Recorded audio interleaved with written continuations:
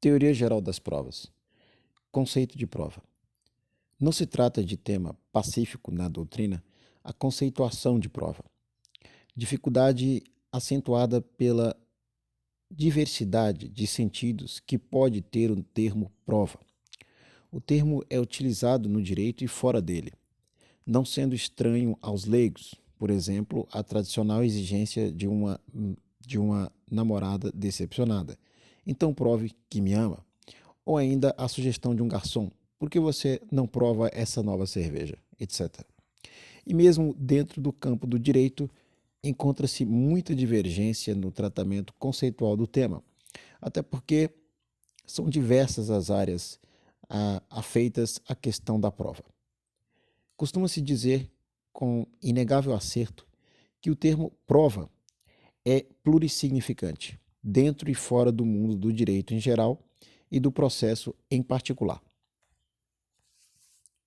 Uma análise etimológica do termo, derivado do latim probatio, que significa prova, ensaio, verificação, inspeção, exame, argumento, razão, aprovação, confirmação, e que se deriva do verbo probare, probo, as, are, significando provar, ensaiar, verificar, examinar, reconhecer por experiência, aprovar, estar satisfeito de alguma coisa, persuadir alguém de alguma coisa, demonstrar, é um ponto de início da análise do conceito do instituto, mas certamente não o ponto de chegada.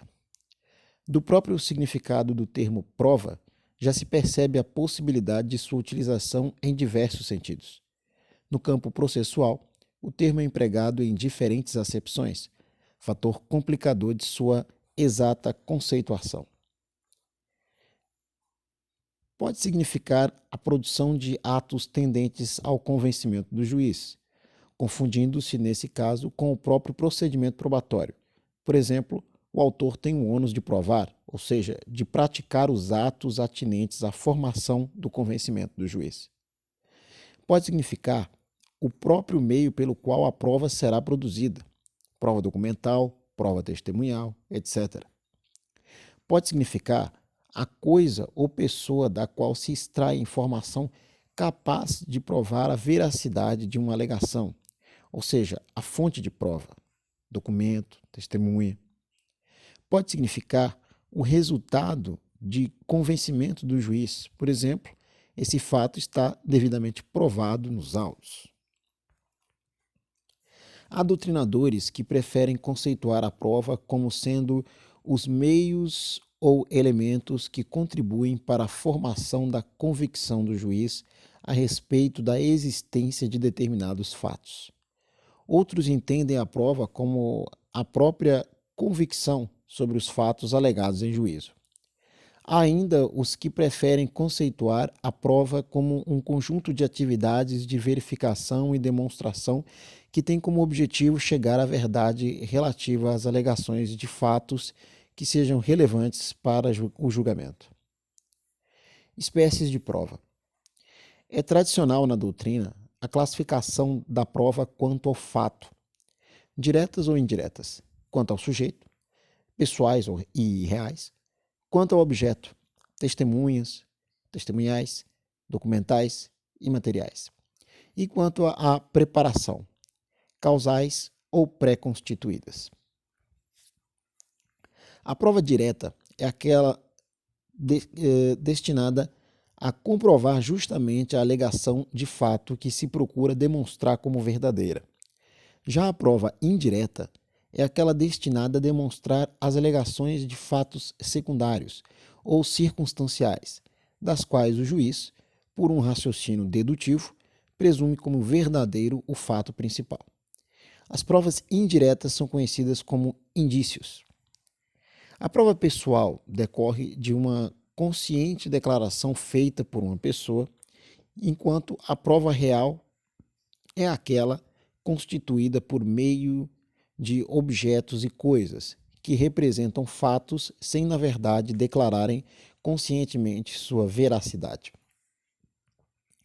A prova testemunhal é toda a prova produzida sob a forma oral, devendo ser entendida de forma lato sensu, ou seja, além da prova testemunhal propriamente dita, também inclui-se nesse critério o depoimento pessoal, o interrogatório e o depoimento do perito em audiência de instrução. Prova documental é toda afirmação de um fato, escrita ou gravada, como um contrato ou uma fotografia. Prova material é qualquer outra forma material que, não sendo testemunhal nem documental, comprove um fato, como a perícia e a inspeção judicial. Por prova causal, entende-se aquela produzida dentro do próprio processo, como ocorre com o depoimento pessoal e a perícia. Já a prova pré-constituída é aquela formada fora do processo, geralmente antes mesmo da instauração da demanda, como ocorre com a prova documental. A verdade possível e a verossimilhança. Atualmente, considera-se a verdade como algo meramente utópico e ideal, jamais alcançada, seja qual for a ciência que estiver analisando o conhecimento humano dos fatos. Miguel Reale, ciente de ser a verdade algo inatingível e imprestável, chegou a formular o conceito da quase-verdade. No processo, resta evidenciada a impossibilidade de obtenção da verdade absoluta, em especial em razão dos sujeitos que dele participaram, ou que dele participam. Isso inclui tanto aqueles que levam as provas ao processo, partes, quanto quase sempre objetivando seu próprio favorecimento, como terceiros que auxiliam o juiz na reconstituição dos fatos, o que nem sempre fazem da forma exata. E pelo juiz, que receberá as provas e, sem ter acompanhado os fatos, apenas poderá confiar naquilo que foi levado à sua consideração. Nessa participação de diversos sujeitos diferentes, é de esperar que o resultado probatório não traduza exatamente como os fatos efetivamente ocorreram. Além disso, existem as limitações à obtenção e valoração das provas analisadas a seu devido tempo. Essa primeira constatação, que aponta à obtenção da verdade como algo inalcançável, meramente utópico, constitui o primeiro obstáculo material intransponível à obtenção da verdade absoluta ou integral no processo civil. Mas essa realidade não deve servir de desestímulo à continuação das presentes considerações, ainda mais porque essa intangibilidade da verdade absoluta é realidade comum a todas as áreas do conhecimento humano e não privativa da área jurídica, tampouco processual. Mas a questão permanece: se a verdade não pode ser alcançada no processo, o que então deve ser o suficiente para uma decisão correta e preocupada com a indispensável distribuição da justiça por meio da prestação de uma tutela jurisdicional de qualidade? Parcela considerável da doutrina afirma que ao processo basta a verossimilhança, com que não se concorda, porque não é correta a conclusão de que a verossimilhança signifique verdade possível.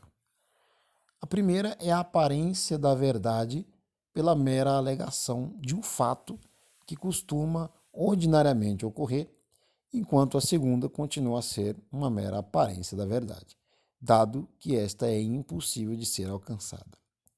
É derivada justamente da prova produzida no caso concreto, e não da mera frequência com que o fato ocorre em situações similares. Enquanto a verossimilhança parte de uma análise genérica e abstrata, a verdade obtida pelo processo diz respeito ao caso particular, às provas que nele foram colhidas. O que se deve buscar é a melhor verdade possível dentro do processo, levando-se em conta as limitações existentes e com a consciência de que a busca da verdade não é um fim em si mesmo. apenas funcionando como um dos fatores para a efetiva realização da justiça, por meio de uma prestação jurisdicional de boa qualidade, ainda que se respeitem os limites impostos à busca da verdade, justificáveis à luz de valores e garantias previstos na Constituição Federal. O que procurará no processo é a obtenção da verdade possível. Por verdade possível, entende-se a verdade alcançável no processo que coloque o juiz o mais próximo possível do que efetivamente ocorreu no mundo dos fatos, o que se dará pela ampla produção de provas, com respeito às limitações legais. A caducidade das expressões verdade formal e verdade real. Essa impossibilidade concreta de obter a verdade absoluta no processo, como em qualquer outro ramo da ciência humana, serve para desmistificar a ideia comumente lembrada de que no processo civil seria suficiente a obtenção da verdade formal, que seria uma verdade processual, enquanto no processo penal dever-se-ia buscar a verdade real, ou seja, a efetiva verdade, ou verdade material. Falar diante dessa nova definição da relação da prova com a verdade de duas espécies diversas de verdade é algo absolutamente inadmissível. A verdade é uma só, sempre inalcançável, tanto no campo civil como no campo penal. É evidente que, apesar de a verdade ser algo inalcançável, não deve deixar de ser perseguida, sendo essa busca fator de legitimação da própria decisão judicial. Diferentes tratamentos da intensidade de tal busca, que poderia ser diferente no campo penal e civil, com o que desde já discordo. Nada tem a ver com o Instituto da Verdade. Daí a caducidade de termos como verdade formal e verdade material. E ainda que a verdadeira significação das expressões verdade formal e verdade material seja referente à satisfação decorrente do esgotamento dos meios de busca da verdade, não concordo com tal diferenciação feita tradicionalmente pela doutrina mais antiga, tanto penal como civil. A justificativa encontrava-se invariavelmente nos valores protegidos em um e outro processo, sendo mais valiosos aqueles tratados na esfera penal do que os tratados na esfera civil. Essa diferença, entretanto, não é regra absoluta, jamais podendo ser utilizada para a diferenciação pretendida. Para tanto, basta imaginar que nem sempre os valores tutelados no processo penal serão mais valiosos ou nobres do que aqueles tutelados no processo civil. Muitas vezes, a pena suportada pelo réu em um processo penal tem cunho meramente patrimonial, como ocorre, por exemplo, no pagamento de uma multa ou mesmo de cestas básicas. Outras vezes, alguma espécie de restrição de direitos, como, por exemplo, ser proibido de acompanhar os jogos de seu time ou ainda a prestação de serviços comunitários. Registre-se ainda que essas circunstâncias devem crescer em sua intensidade em virtude do sentido moderno a que ruma o direito penal, despenalização de condutas. Já no processo civil, é possível se ter uma demanda que tenha como objeto um direito indisponível, como, por exemplo, aquela que resulta na perda de pátrio poder, ou ainda que altera a guarda de um menor que estaria sofrendo abusos físicos pelo cônjuge que anteriormente detinha a guarda. Nesses casos, evidencia-se que os valores tutelados e também as consequências geradas pelo processo civil são muito mais relevantes e significativos do que aqueles tratados em diversos processos penais, nos quais o resultado é meramente patrimonial.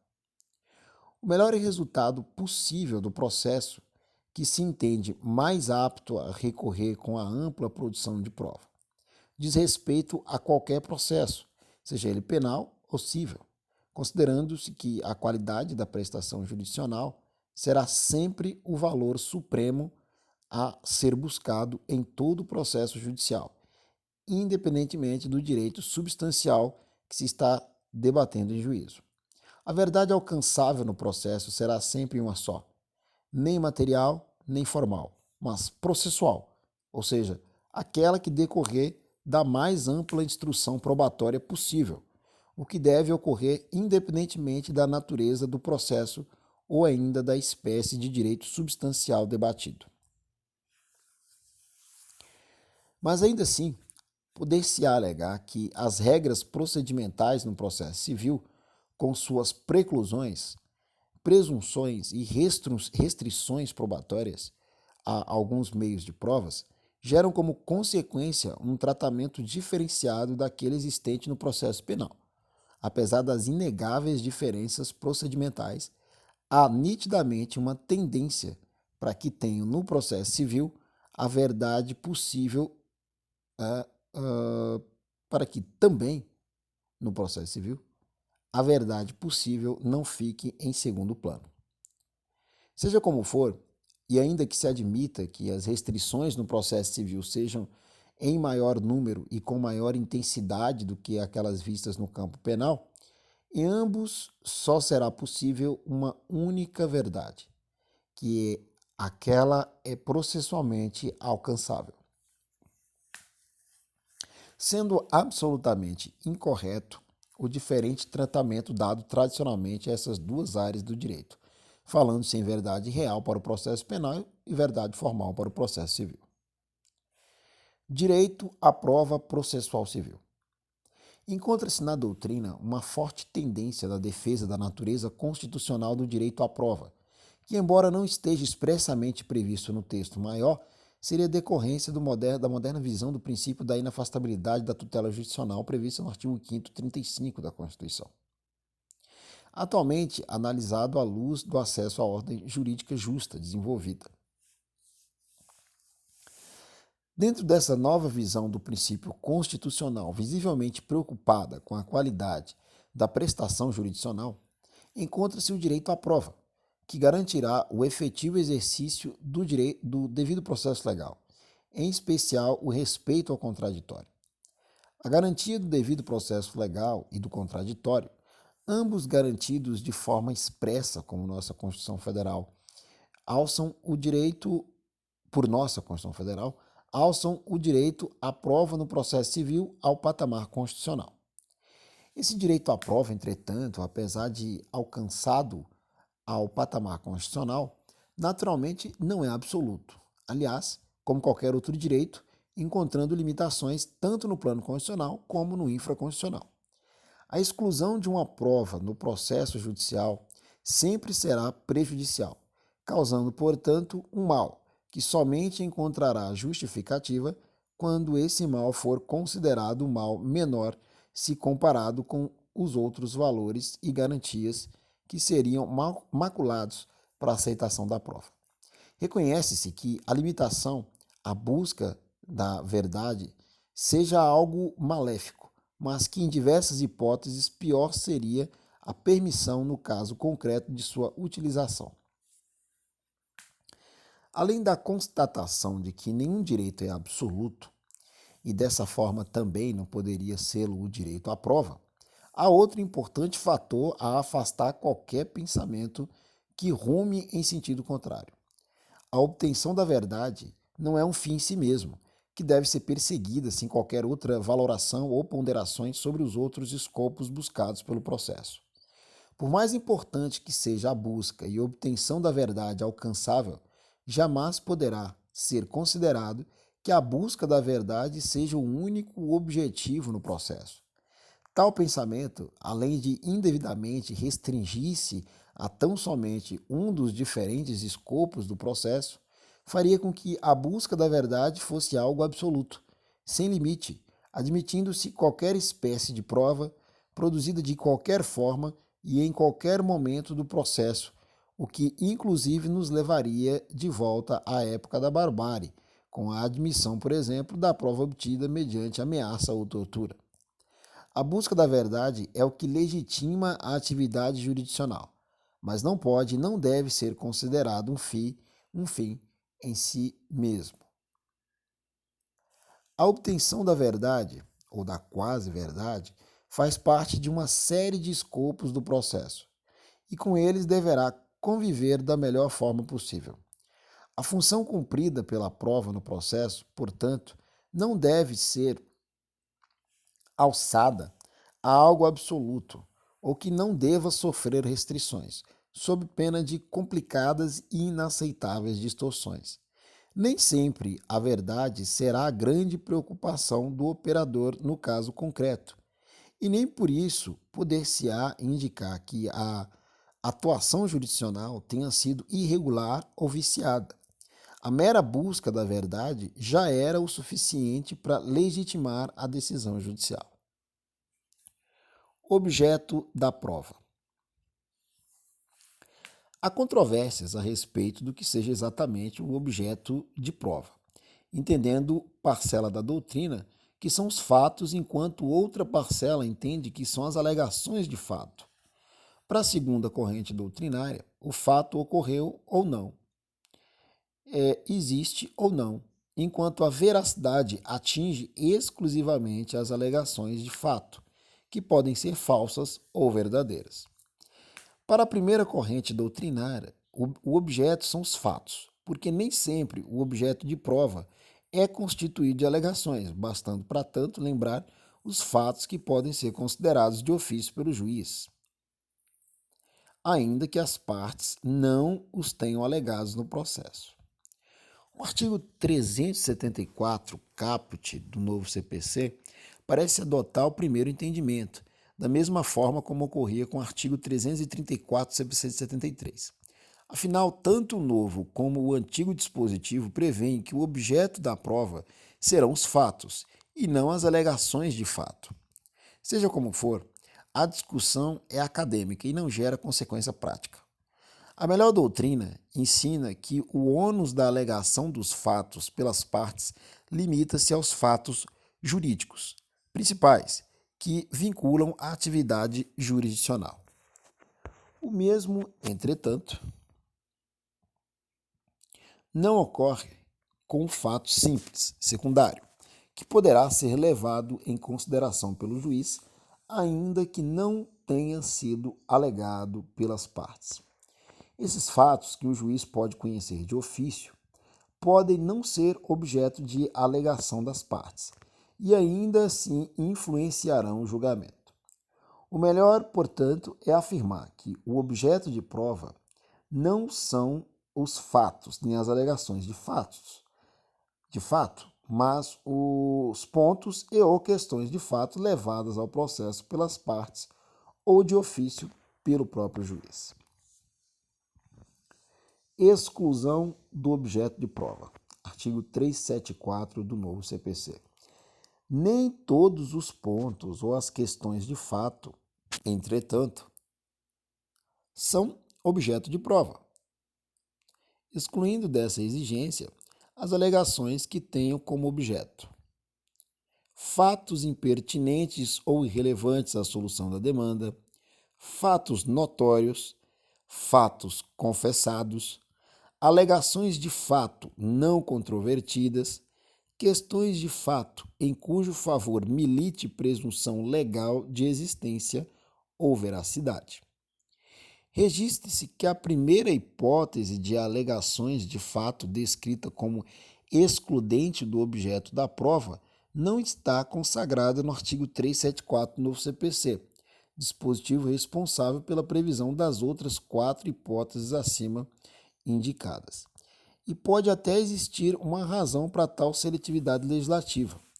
Enquanto as alegações de fato impertinente ou irrelevante não são objeto de prova, porque tais alegações serão simplesmente ignoradas pelo juiz ao prolatar sua decisão, nos casos previstos no artigo 374 do novo CPC, as alegações de fato serão consideradas pelo juiz na formação de seu convencimento, independentemente de provas. Relevância e pertinência.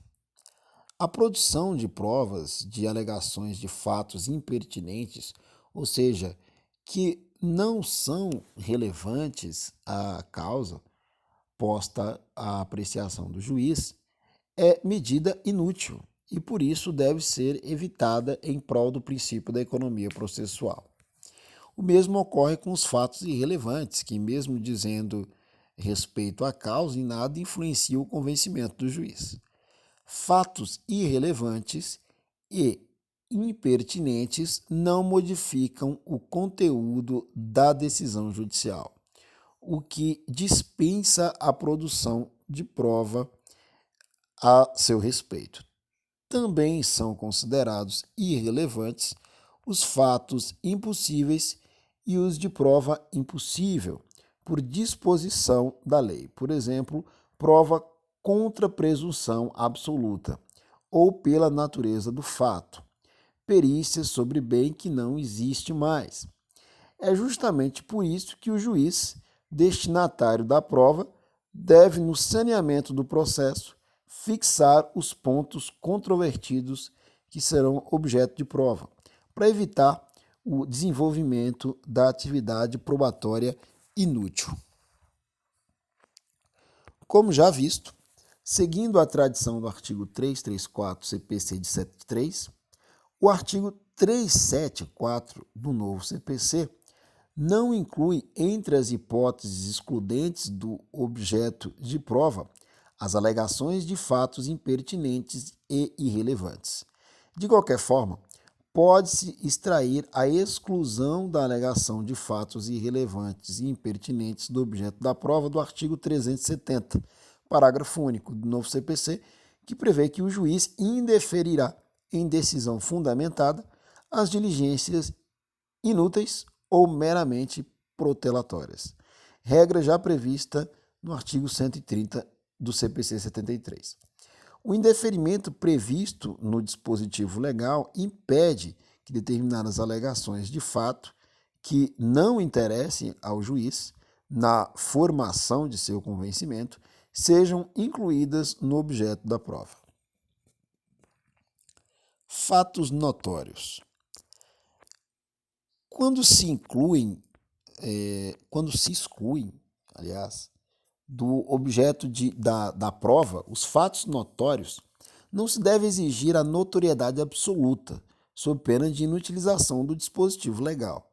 Fatos notórios são aqueles de conhecimento geral, tomando-se por base o homem médio, pertencente a uma coletividade ou um círculo social, no momento em que o juiz deva decidir. Trata-se da notoriedade relativa, o bastante para contemplar a previsão legal. Com relação aos fatos notórios, são importantes as seguintes características. O fato não precisa ser conhecido ou não precisa ser de conhecimento do juiz. O fato não precisa ter sido testemunhado. No tocante a fatos jurídicos notórios, existe o ônus de alegação da parte, não podendo o juiz conhecê-los de ofício. A notoriedade pode ser objeto de prova, sempre que existir dúvida do juiz a respeito dessa característica do fato. É importante notar que os fatos notórios não se confundem com as máximas de experiência, que são diferentes espécies de gênero saber privado do juiz.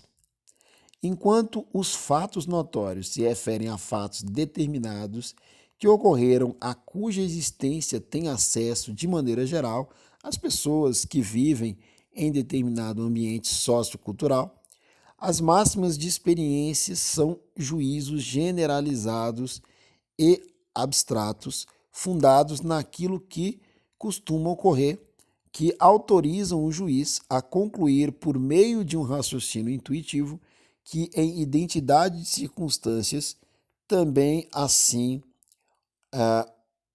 ocorram no futuro. Fatos confessados. Nos termos do inciso 2 do artigo 374 no CPC, não dependem de prova os fatos afirmados por uma parte e confessados pela parte contrária.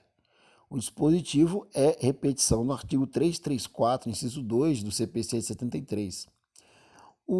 E como o artigo revogado contém duas impropriedades, sendo a confissão considerada pelo próprio diploma processual um meio de prova, A par, a polêmica a respeito de sua real natureza jurídica, não é adequado afirmar que o fato confessado é excluído do objeto da prova, porque na realidade ele já foi objeto da prova. A prova produzida com relação a esse fato foi a confissão, de forma que, quando muito, pode-se dizer que o fato já provado por confissão não precisa ser provado por mais nenhum meio de prova.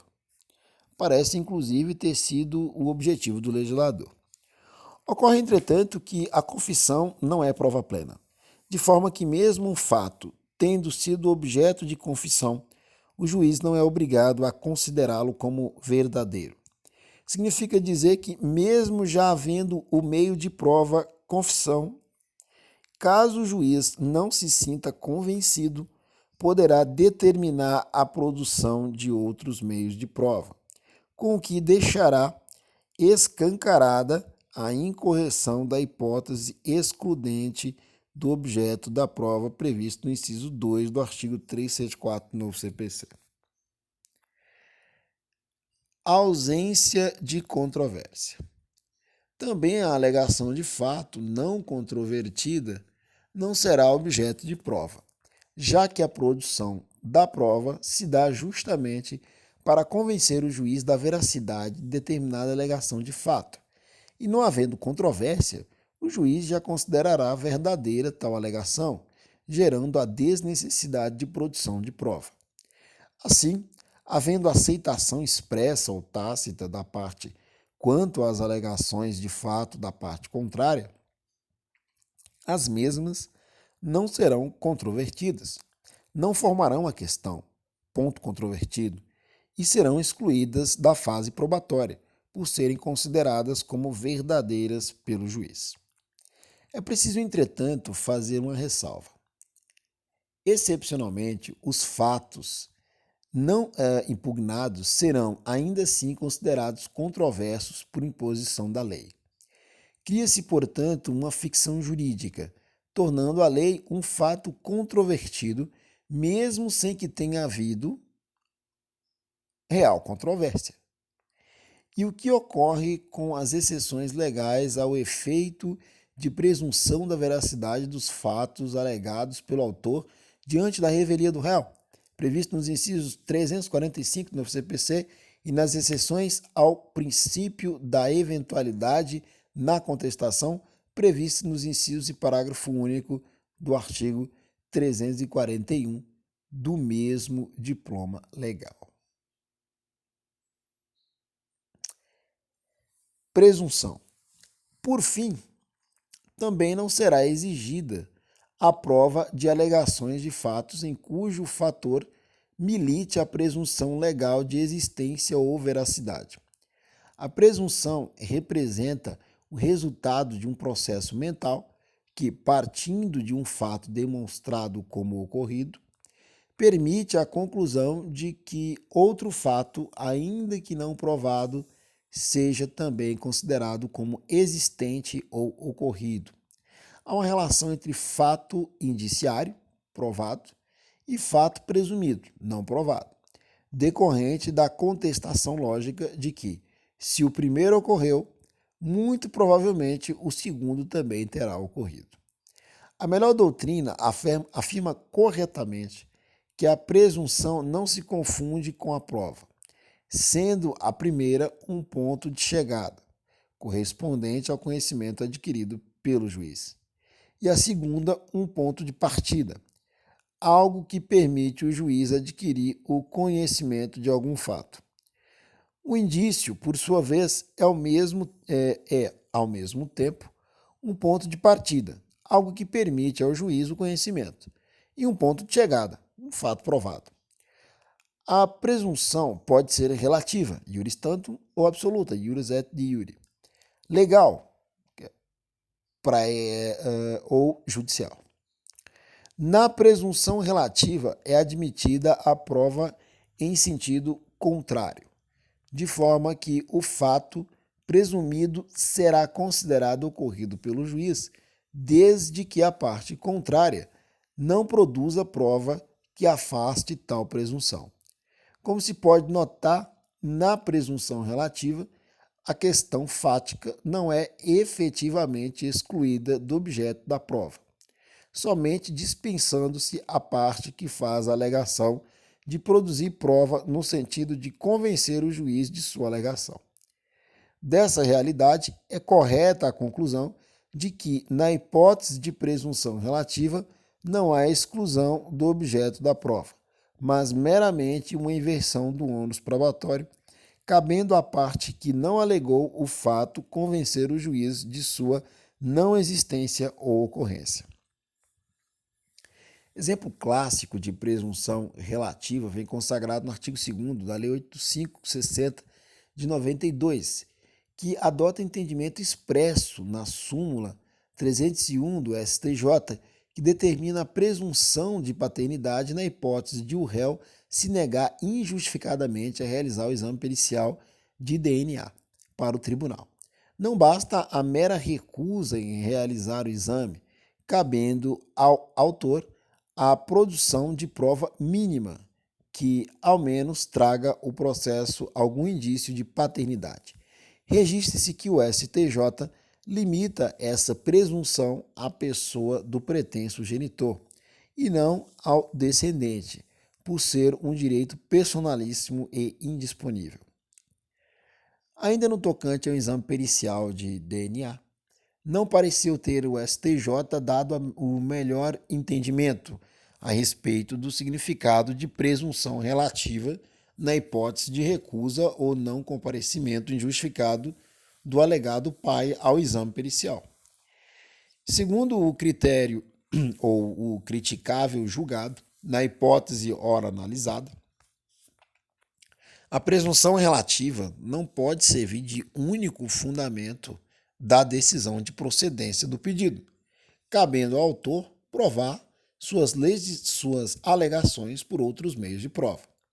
Ao se exigir prova no sentido da presunção relativa para convencer o juiz, além de se contrariar o histórico conceito de presunção relativa, retira-se qualquer utilidade prática de tal presunção. Na realidade, a presunção é suficiente para fundamentar uma decisão, tendo sua força de convencimento afastada somente no caso de haver nos autos provas contrárias à presunção.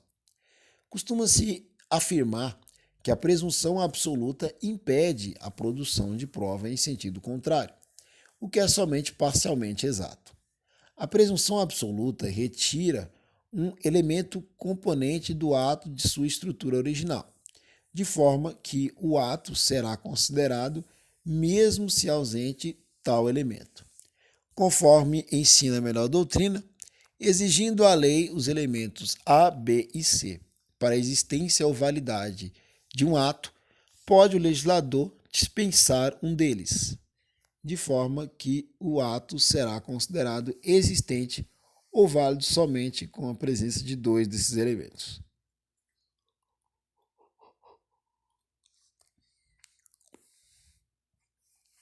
Falando-se nesse caso em presunção absoluta, trata-se de opção legislativa fundada na probabilidade de que as coisas tenham ocorrido de determinada maneira ou na dificuldade de demonstrar o fato que incide no plano do direito objetivo e não no campo probatório. Dessa forma, a afirmação de que não cabe a produção de prova significa dizer que a produção de prova, nesse caso, é inútil e por isso não é admitida. Ainda que a doutrina responsável aponte para a similaridade de presunção absoluta e ficção jurídica, prefiro a corrente doutrinária que defende uma diferenciação entre os dois fenômenos jurídicos, ainda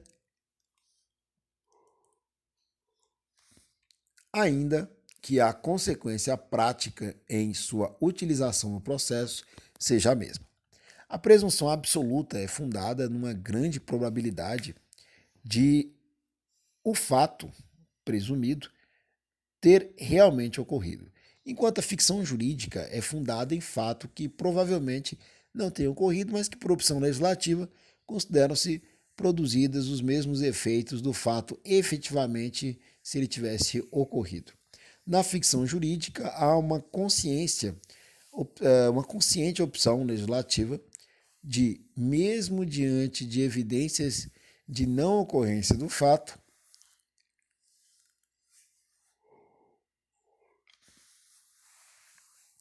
permitir a produção dos efeitos jurídicos programados por lei. Presunção legal é aquele estabelecido expressamente em lei, sendo tarefa do legislador a indicação de correspondência entre o fato indiciário e o fato presumido, podendo ser a presunção relativa ou absoluta. Presunção judicial é aquela realizada pelo juiz no caso concreto, com a utilização das máximas de experiência, permitindo-se a conclusão de ocorrência ou existência de um fato não provado em razão da prova do fato indiciário, fundado naquilo que costuma logicamente ocorrer. Prova do direito, artigo 376 do novo CPC. Embora a regra no tocante ao objeto da prova seja direcionada às alegações de fato, em algumas situações excepcionais, pode ser exigida da parte a prova de alegações de direito.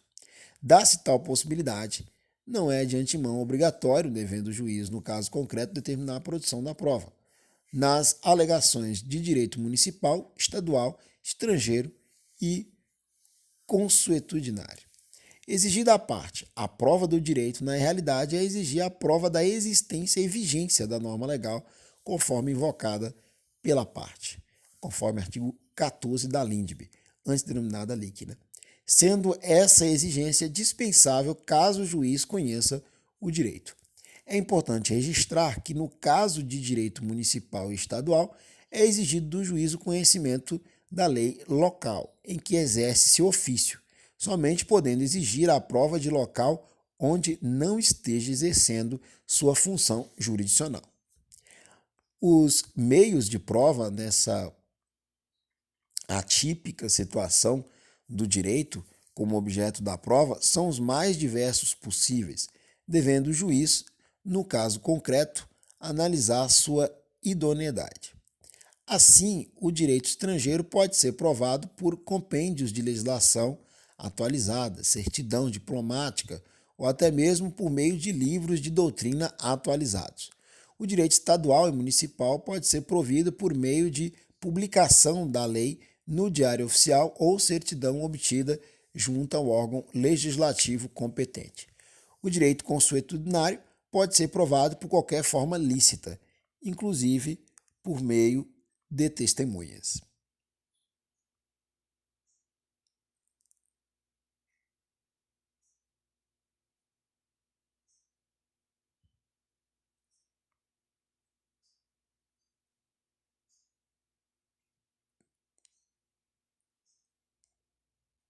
Ônus da prova.